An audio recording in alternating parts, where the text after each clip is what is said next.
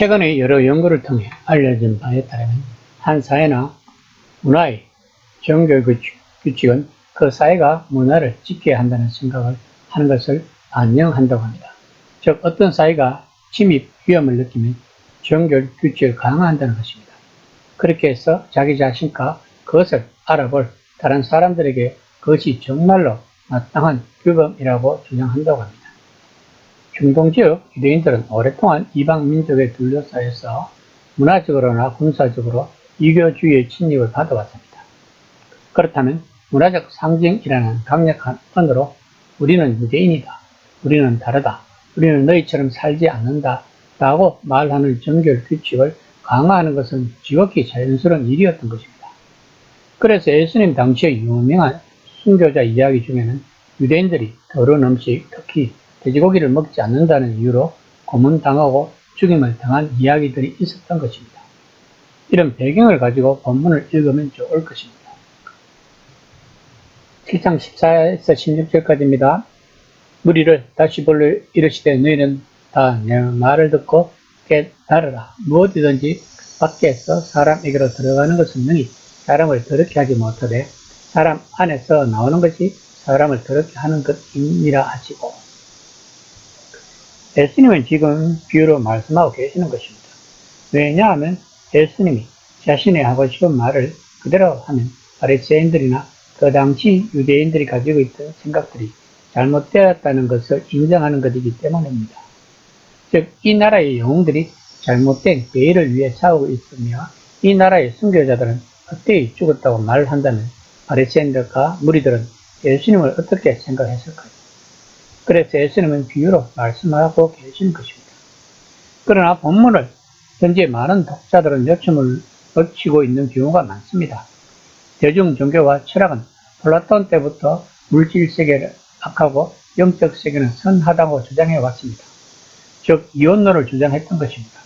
그래서 예수님도 그런 식으로 말씀하신 것이라고 생각합니다.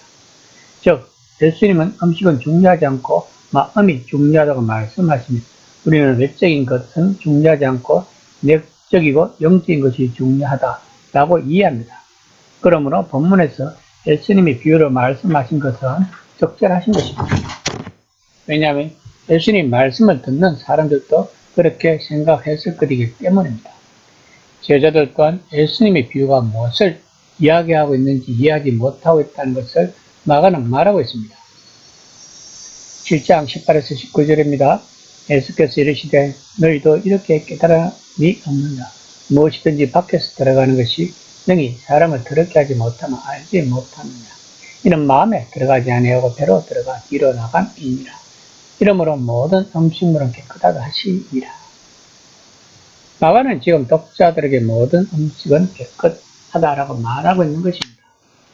이 말은 정결한 음식과 부정한 음식에 대한 유대인의 옛 율법, 이제 이론적으로는 같은 기독교 신앙을 가지고 있음에도 유대인과 이방인을 나누던 그 율법이 이제는 상관없다는 것입니다.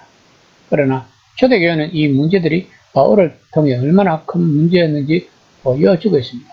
마가 또한 이 문제를 언급하고 있는 것입니다.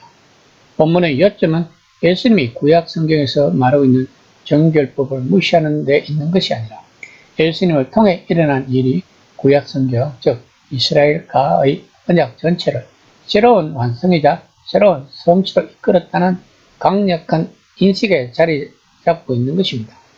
즉 성경은 정결에 대해 이야기했고 그 정결을 가리키는 이정표로 규칙을 세웠던 것입니다. 그런데 예수님은 이정표가 아닌 실제로 제시하십니다. 목적지에 도착하면 이 이정표는 더 이상 필요가 없다는 것입니다. 쓸모가 없어서가 아니라 제 몫을 다했기 때문인 것입니다. 7장 20에서 23절입니다. 또 이르시되 사람에게서 나오는 그것이 사람을 더럽게 하느니라.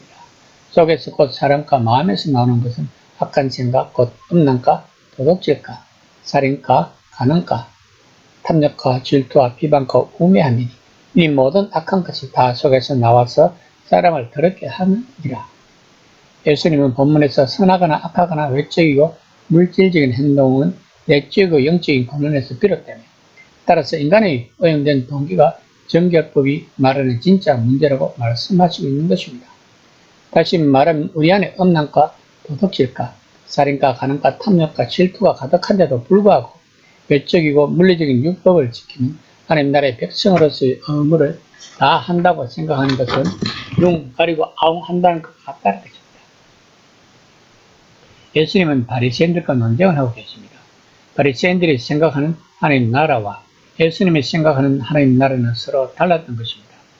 예수님이 말씀하시는 하나님 나라는 누구든지 회개하고 믿기만 하면 하나님 나라의 백성이 될 수 있는데, 그렇기 때문에 예수님은 정결법을 적용하는 방식에 반대하셔야 했던 것입니다. 즉, 율법은 이정표고 예수님 자신이 목적지란 말씀입니다.